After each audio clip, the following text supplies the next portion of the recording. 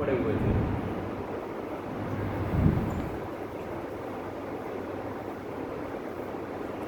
کائنات کے مالک نے یہ کائنات بنائی اور اس کائنات کو ایک خاص مقصد کے لیے بنایا۔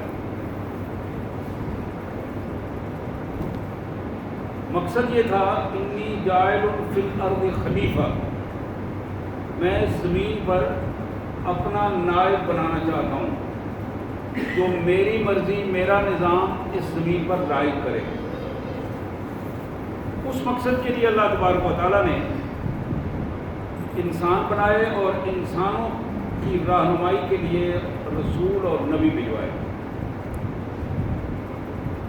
ہر رسول اور نبی اللہ کا بھیجا ہوا، اللہ کا متعین کیا ہوا، کوئی رسول بھی ایسا نہیں، کوئی نبی بھی ایسا نہیں جو اپنی عبادت کے بل بوتے پر، اپنے خاندان کے بل بوتے پر یا اپنی کسی ریاست کے بل بوتے پر نبی بنا ہو۔ اللہ نے جسے چاہا، جب چاہا، جہاں چاہا نبوت عطا کی، لیکن اللہ کی مرضی کے خلاف نہ کوئی نبی بن سکا اور نہ ہی کسی کو نبی لوگوں نے تسلیم کیا۔ بہت سارے جھوٹے لوگوں نے نبوت کا دعویٰ کیا، لیکن وہ کھلے انداز میں، ظاہری حالات میں لوگوں کے سامنے ان کا جھوٹ جو ہے وہ بڑا کھلے انداز میں واضح ہو گیا۔ ان حالات میں اللہ کریم نے صرف رسول ہی نہیں بھیجے بلکہ ان کو تحریری طور پر ہدایات بھی عطا فرمائی۔ بڑی 4 کتابیں جو بڑی معروف ہیں، تورات ہے، انجیل ہے، زبور ہے اور قرآن مجید ہے۔ ان کے علاوہ نبیوں کو صحائف بھی دیے گئے، ہدایت نامے دیے گئے، چھوٹی چھوٹی کتابیں بھی عطا کی۔ ان کتاب اور نبی دونوں لازم و ملزوم ہیں۔ نبی کو کتاب سے الگ نہیں کیا جا سکتا اور رسول کو، نبی کو، کتاب کو نبی سے الگ نہیں کیا جا سکتا۔ یعنی دونوں ایک ہی چیز، ایک ہی انداز میں، ایک ہی مقصد اور ایک ہی انداز۔ اور یہی بات تھی جو اماں عائشہ صدیقہ سلام اللہ علیہا سے ایک بیٹے نے عرض کیا کہ اماں جی یہ بتائیے کہ اللہ کے رسول صلی اللہ علیہ وسلم کا اخلاق کیسا تھا؟ آپ نے فرمایا کہ تم نے قرآن نہیں پڑھا۔ کانا خلق القرآن، محمد الرسول اللہ علیہ وسلم کی پوری زندگی قرآن کا دوسرا نمونہ ہے، قرآن مجید کے مطابق تھی۔ تو اگر قرآن کو سمجھنا ہے تو محمد الرسول اللہ سے سمجھنا پڑے گا، اور اگر محمد الرسول اللہ کا تعارف حاصل کرنا ہے تو قرآن سے حاصل کرنا پڑے گا۔ اگر کوئی بندہ یہ چاہے کہ قرآن مجید کے تعارف سے ہٹ کر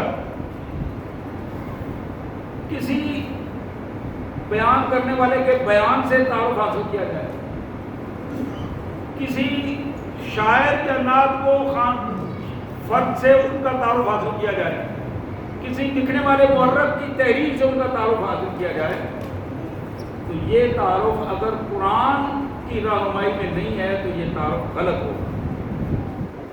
محمد الرسول اللہ کا تعارف صرف وہ ہے جو قرآن مجید کرواتا، اور قرآن مجید نے بڑا کمال اور خوبصورت تعارف کروایا۔ اسی طرح جب ہم کسی بھی حوالے سے کسی نبی یا رسول پہ بات کرنا چاہیں تو 2 پہلو ہوتے ہیں۔ ہم جب آج بات کر رہے ہیں محمد کریم صلی اللہ علیہ وآلہ وسلم کی ذات گرامی کے حوالے سے، تو بات 2 پہلوؤں سے ہوگی۔ ایک پہلو تو یہ ہے کہ سورۃ النبی صلی اللہ علیہ وسلم کیا تھا، نبی صلی اللہ علیہ وسلم کی ذات گرامی، آپ کا خاندان، آپ کی ذات گرامی، آپ کی پیدائش، آپ کی وفات، آپ کی مبارک زندگی، آپ کی ذاتی زندگی۔ دوسرا پہلو ہوگا کہ آپ کی مبارک سیرت، آپ کا اٹھنا بیٹھنا، کھانا پینا، تعلیم دینا، وہ سارا نظام جو نظام حکومت آپ نے قائم کیا، جو اسلامی ریاست اور اسلامی سلطنت قائم کی، ایک مختلف حیثیتیں آپ کی. آج کی گفتگو میں مختصر سے وقت میں ہم محمد کریم صلی اللہ علیہ وسلم کی ذات گرامی کے حوالے سے بات کریں گے.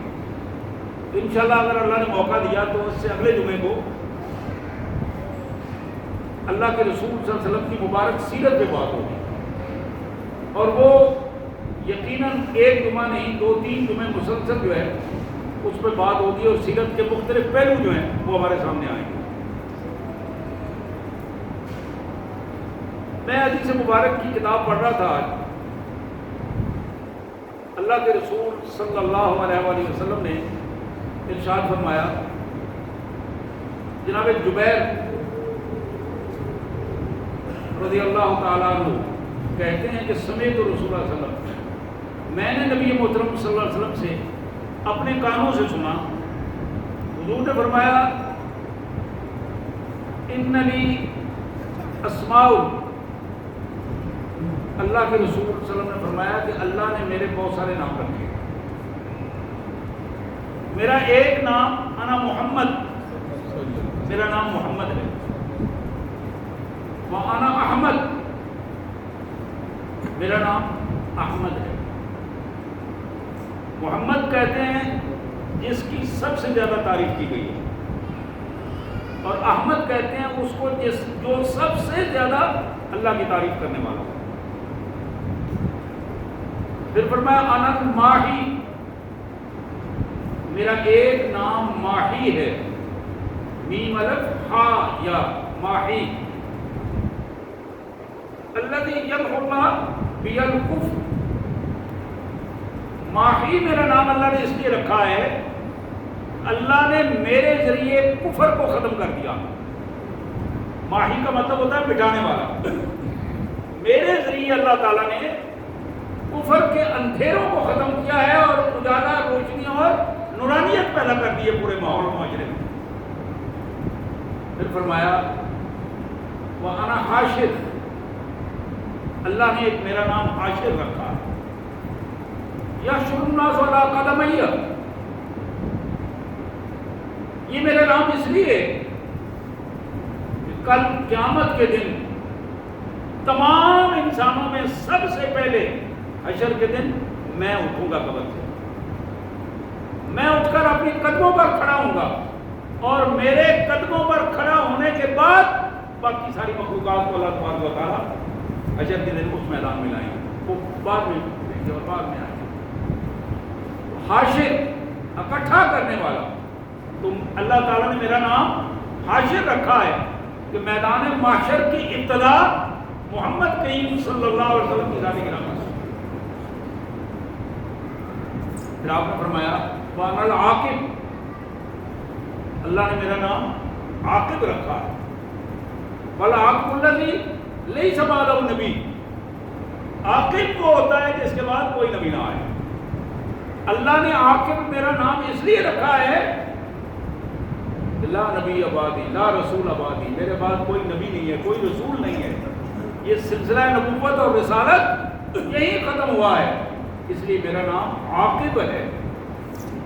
اب ذرا غور فرمائیے، محمد صلی اللہ علیہ وسلم آپ کا اسم گرامی، کمال خوبصورت نام ہے، خوبصورت ترین نام ہے. اس نام کے زبان پر آتے ہی زبان میں ایک مٹھاس محسوس ہوتی ہے. احمد بہترین نام، کمال نام. ماہی، حاشر، عاقب، بہت سارے اسماء گرامی میں یہ چند نام رسول اکرم صلی اللہ علیہ وسلم نے اپنے حوالے سے ذکر فرمائے. اسی طرح بخاری کی ایک دوسری روایت، نبی رحمت صلی اللہ علیہ وسلم نے فرمایا کہ جو قریش ہیں، کفار ہیں، مشرکین ہیں، یہ بظاہر میرے نام کو بگاڑ کر دیتے ہیں، لیکن حقیقت یہ ہے لا تعجبون کیف یصرف اللہ عنی شتم قریش فلعنہم، تمہیں پریشان ہونے کی ضرورت نہیں. اللہ تبارک و تعالیٰ نے ان قریش کے لعن طعن، ان کی مذمت اور ان کے گالیوں اور ان کے سارے بے حیائیوں اور بکواسوں سے مجھے بچا لیا ہے، پناہ عطا فرمائی ہے، مجھے اپنے حفظ و امان میں رکھا ہے. اس لیے کہ وہ گالیاں لفظ مذمم استعمال کرتے ہیں تو وہ مذمم کو گالی دیتے ہیں، وہ مذمم پر لعن طعن کرتے ہیں. میرا نام محمد ہے، اس لیے میرا ان سے کوئی تعلق نہیں. یہ بڑی اہم بات ہے کہ اللہ تعالیٰ نے ان کے رخ مذمم کی طرف پھیر دیے ہیں. مذمم ہوا ہے کہ اس کی مذمت کی جائے، تو وہ مذمم کو گالیاں دے رہے ہیں. محمد کو اللہ نے محفوظ رکھا، محمد کو اللہ نے اپنے سایہ عاطفت میں رکھا، اپنی مہربانی میں رکھا ہے. تو نبی رحمت صلی اللہ علیہ وسلم نے اسی طرح بخاری میں ایک دوسری روایت اللہ کے پیارے رسول صلی اللہ علیہ وآلہ وسلم نے آپ کے بارے میں، جناب انس بن مالک رضی اللہ تعالیٰ عنہ، جناب انس نے آپ کے ساتھ 10 سال سے زیادہ کا عرصہ گزارا. جناب انس رضی اللہ تعالیٰ عنہ فرماتے ہیں کان رسول اللہ صلی اللہ علیہ وسلم لیس بطویل طویل البائن ولا بالکثیر. اللہ کے پیارے نبی صلی اللہ علیہ وسلم کا قد مبارک نہ تو بہت زیادہ لمبا تھا اور نہ بہت زیادہ چھوٹا تھا. زیادہ لمبے قد کو دیکھ کر آدمی ایک نفرت کی کیفیت پیدا ہوتی ہے، بعض اوقات تکلف سے دیکھنا پڑتا ہے. اور بالکل چھوٹا قد جو ہے وہ بھی کوئی ناپسندیدہ، کوئی زیادہ پسندیدہ نہیں ہوتا. اللہ نے اپنے پیارے حبیب صلی اللہ علیہ وسلم کو جو قد عطا فرمایا تھا وہ کمال قسم کی بات تھی کہ آپ محفل میں بیٹھے ہوئے یا کھڑے ہوئے نمایاں محسوس ہوتے تھے، کسی کو آگے ہو کے دیکھنا نہیں پڑتا. اللہ تعالیٰ نے یہ خصوصیت عطا فرمائی تھی، لیکن بہت زیادہ لمبے یا بہت زیادہ چھوٹے قد کی کیفیت نہیں کیا. اسی طرح جناب انس کہتے ہیں وَلَيْسَ بِالْأَبْيَضِ الْأَحْمَرِ وَلَا بِالْأَبْيَضِ. اللہ نے آپ کا مبارک رنگ نہ تو اتنا سفید بنایا تھا کہ جس کو دیکھ کر بندے کو اکتاہٹ پیدا ہو، اور نہ ہی اتنا گندم بو تھا کہ جس کو دیکھ کر آدمی کو کراہت محسوس ہو. ان دونوں کے درمیان سرخی اور سفیدی ملی ہوئی تھی، جس کے اندر گویا اس طرح ہو کہ ایک انار نچوڑ دیا گیا ہو، اور ایک خوبصورتی کی کیفیت کی جس طرف بار بار دیکھنے کو دل کرے. پرکشش کیفیت اللہ تعالیٰ نے آپ کے رخ انور کی بنا دی. اسی طرح جناب انس کہتے ہیں وَلَيْسَ بِالْجُحْدِ الْقُطَّةِ وَلَا بِالسِّنِّ. نبی رحمت صلی اللہ علیہ وسلم کے بال مبارک، سر کے بال، داڑھی کے بال نہ تو اتنے گنگنارے تھے کہ ان کے کولر بنے ہوئے ہوں، اور نہ بالکل سیدھے تھے کہ بالکل وہ بغیر کسی کولر کے بالکل سیدھے ہوں، بلکہ ہلکا سا خم لیے ہوئے خوبصورتی کا ایک خوبصورت رنگ تھا، جس میں بال کنڈیالے بھی نہیں تھے لیکن کنڈیالے محسوس بھی ہوتے تھے. یہی ان کی خوبصورتی کا ایک بہترین کلر رنگ ہوتا ہے. اسی طرح بعث اللہ علی رأس 40 سنہ، اللہ نے جب آپ کی عمر 40 سال ہوئی اللہ تعالیٰ نے آپ کو نبوت کا حکم ارشاد فرمایا. 40 سال کی عمر میں، مکمل عمر جب 40 سال ہوئی تو آپ نے نبوت کا اعلان فرمایا، جس میں فقامہ فی المکہ 10 سنین و بالمدینہ 10 سنین. 10 سال آپ نے مکہ میں گزارے اعلان نبوت کے بعد، اور 10 سال آپ نے مدینہ طیبہ میں گزارے. اسی طرح وَتَوَفَّاهُ اللَّهُ عَلَى رَأْسِ 60. جب 60 سال گزر گئے تو پھر اللہ تبارک و تعالیٰ نے آپ کی وفات کی آپ کو اپنے پاس واپس بلا لیا.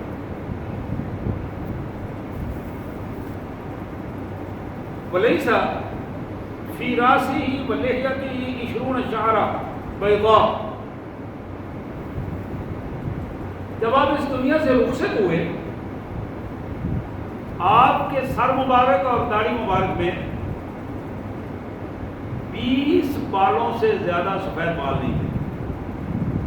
کن کے ایک ایک بال کو کن کے صحابہ نے بتایا کہ 20 بالوں سے زیادہ آپ کی داڑھی مبارک اور سر مبارک کے بالوں میں سفید بال 20 سے زیادہ نہیں تھے 63 سال کی اس عمر میں. اسی طرح نبی محترم صلی اللہ علیہ وآلہ وسلم کی اس کیفیت میں ترمذی کی ایک روایت جہاں پہ ابو ہریرہ رضی اللہ تعالیٰ عنہ کہتے ہیں ما رأیت شیئا احسن من رسول اللہ. اپنی بات کو یقین سے کرتے ہوئے وہ کہتے ہیں کہ زندگی گزر گئی میں نے محمد الرسول اللہ سے خوبصورت کوئی شے نہیں دیکھی. اپنی زندگی میں نے محمد الرسول اللہ صلی اللہ علیہ وسلم کی ذات گرامی سے خوبصورت کوئی چیز نہیں. کان الشمس تجری فی وجہ. میں جب آپ کے رخ انور کی طرف دیکھتا تھا مجھے ایسے محسوس ہوتا تھا جیسے سورج طلوع ہوتا ہوا آپ کے چہرہ انور سے طلوع ہو رہا. اسی طرح وما رأیت احدا اسرع فی مشیۃ من رسول اللہ. میں نے چلتے ہوئے چال میں رسول اللہ صلی اللہ علیہ وسلم سے خوبصورت کسی کی چال نہیں دیکھی.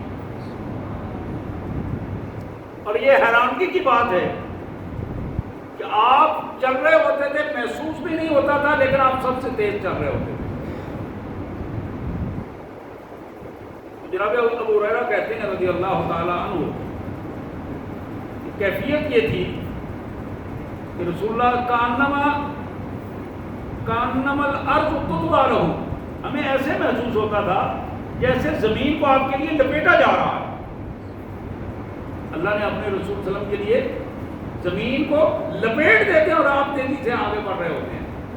یہ ایک ایسا سسٹم اللہ نے بنا دیا ہے.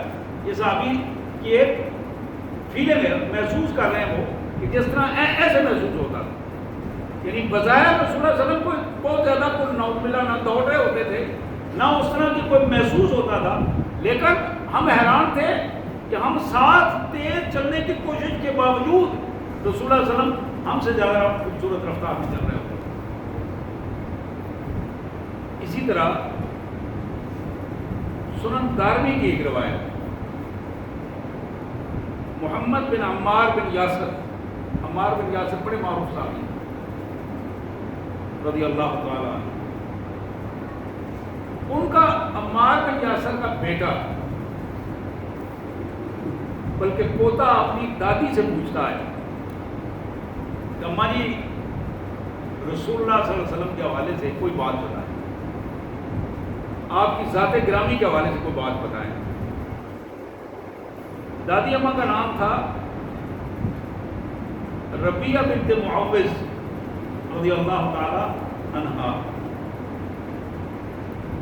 صف لنا رسول اللہ صلی اللہ علیہ وسلم قالت یا بنی لو رأیتہ رأیت الشمس طالعۃ. اماں جی نے کہا بیٹا میں تمہیں اپنے نبی کی بات ایک ہی جملے میں بتاؤں گی, آپ کے چہرے کی طرف جب دیکھا جاتا تو خدا کی قسم ایسے محسوس ہوتا جیسے سورج آہستہ آہستہ طلوع ہو رہا ہے. سورج کے طلوع ہونے کی خوبصورتی کی کیفیت آپ کے چہرہ انور کے مبارک اندر سمٹ آتی تھی. سبحان اللہ و بحمدہ سبحان اللہ العظیم. ترمذی کی ایک روایت جو جناب جابر بن سمرہ رضی اللہ تعالیٰ عنہ کے حوالے سے جناب جابر بن سمرہ کہتے ہیں کان فی ساقی رسول اللہ صلی اللہ علیہ وسلم حموشہ. نبی رحمت صلی اللہ علیہ وسلم کی یہ پنڈلیاں مبارک نہ تو بہت زیادہ موٹی تھی اور نہ بہت زیادہ پتلی، ایسی خوبصورت پنڈلیاں کہ جن کو بظاہر دیکھنے کو جی چاہے۔ وہ کہتے ہیں وَكَانَ اللَّهُ يَضْحَكُ إِلَّا تَبَسُّمًا، کبھی بھی رسول اللہ علیہ وسلم کے ہنسنے کی آواز ہم نے نہیں سنی، آپ آہکا لگا کر نہیں بلکہ تبسم فرماتے تھے، چہرے پر خوشی کے آثار آ جاتے تھے، لیکن ہنسنے کی آواز نہیں آتی۔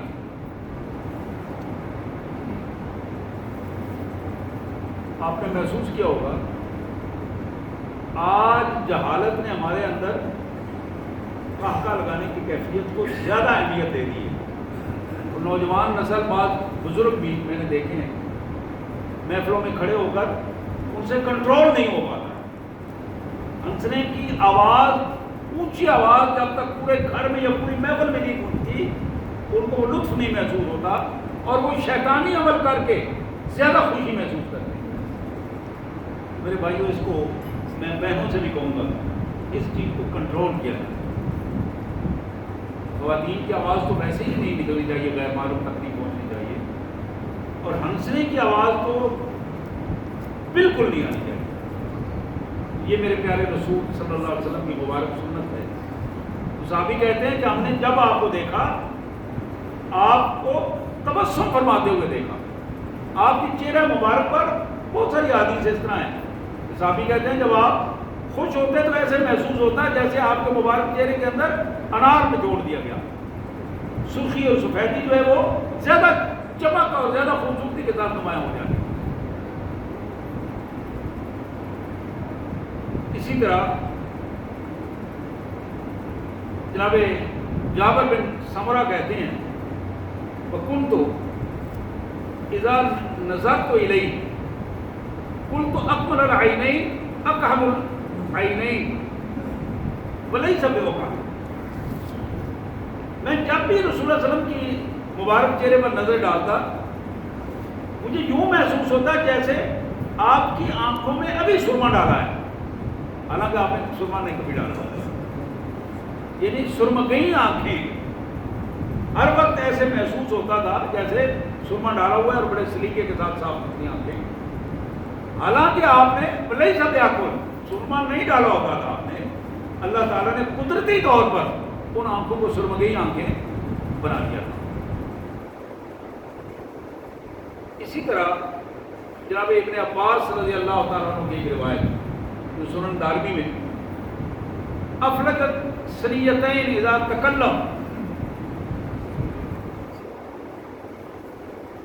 راسک النور یخرج من ثنایا، آپ جب گفتگو فرماتے صحابی کہتے ہیں کہ ایسے محسوس ہوتا کہ آپ کے سامنے والے جو دانت ہیں ان کے اندر تھوڑا سا خلا تھا، وہ بڑا خوبصورت خلا اللہ نے رکھا تھا، تو ایسے جب آپ گفتگو فرماتے تو ایسے محسوس ہوتا کہ دانتوں میں سے کوئی نورانی کوئی چیز نکل رہی ہے، کنور یخرج من ثنایا، ایسی نورانی کیفیت، نور کے شعلے جو آپ کے دانتوں کے خلا سے نکلتے تھے، اور ایسے محسوس ہوتا تھا بندہ دیکھ کر اس کو اور زیادہ خوشی کی کیفیت محسوس کرتا۔ اسی طرح ترمذی کی ایک روایت جناب جابر بن سمرہ رضی اللہ تعالیٰ عنہ کے حوالے سے بڑی مشہور روایت ہے۔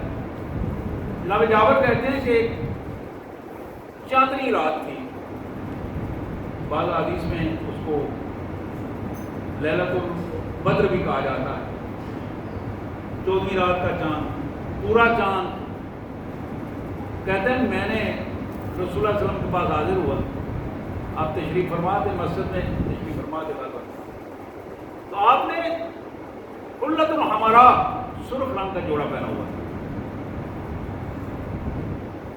اور چاندنی کا انعکاس آپ کی جسم پر اور اس جوڑے پر ہو رہا۔ کہتے ہیں کہ میں نے چاند کی طرف دیکھا اور بڑی ٹکٹکی باندھ کر اس کو دیکھا، اور پھر میں نے محمد کریم صلی اللہ علیہ وسلم کی دیکھا۔ اب پھر یہ موقع تھا کہ میں بار بار دیکھ رہا تھا دونوں کی طرف، ادھر بھی ادھر بھی. بلا کر پوری یکسوئی کے ساتھ میں نے فیصلہ کیا واللہ محمد الرسول اللہ صلی اللہ علیہ وسلم کی ذات گرامی چاند سے زیادہ خوبصورت ہے. نبی رحمت صلی اللہ علیہ وسلم چاند سے زیادہ خوبصورت ہے.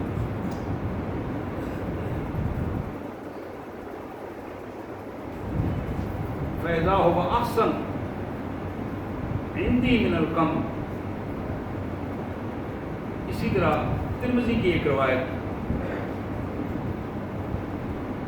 یہ بھی جناب جابر بن سمرہ کی روایت ہے، کہتے ہیں کہ ان النبی صلی اللہ علیہ وسلم یسلک طریقا فیتبع احدا الا انه قد سلک من طیب عرقه او قال من ریح عرقه.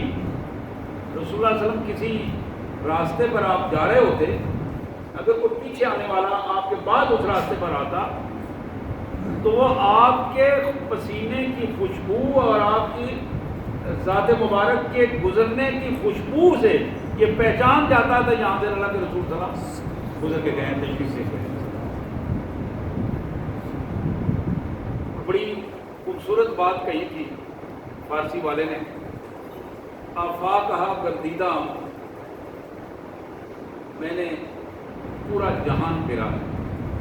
آفاقہا گردیدہ، مہر بتاں ورزیدہ، بڑے بڑے خوبصورت لوگ اور افراد دیکھیں.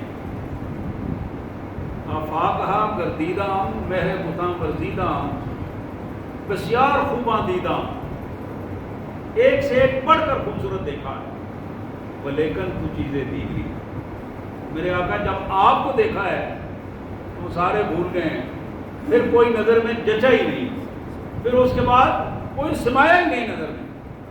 نبی محترم صلی اللہ علیہ وسلم کی ذات گرامی اللہ کی ایک خاص نعمت، جس طرح اللہ نے فرمایا کہ میں نے انسانوں تم پر میں نے انعام کیا ہے اپنے رسول کو بھجوا کے. رسول کو بھجوا کر جو تم ہی میں سے ہے لیکن نرالا بنا دیا ہے اسی مکے میں سے، انہی لوگوں میں سے پیدا کیا ہے، تمہاری فیملی میں سے ہے. لیکن تم لوگ حیران ہوتے ہو. صحابہ کبھی کبھی پوچھتے تھے رسول اللہ صلی اللہ علیہ وسلم سے، حدیث میں آتا ہے کبھی کبھی سوال کرتے تھے. اللہ کے پیارے رسول ارشاد فرمائیے آپ بھی ہمارے ساتھ ادھر پلے بڑے ہیں، یہیں بڑے ہوئے ہیں، لیکن آپ کی زبان اتنی کمال زبان ہے کہ ہمیں بعض اوقات رشک آتا ہے جو آپ کی زبان مبارک سے الفاظ نکلتے ہیں. تو یہ کہاں بیٹھ کے سیکھتے رہے آپ زبان؟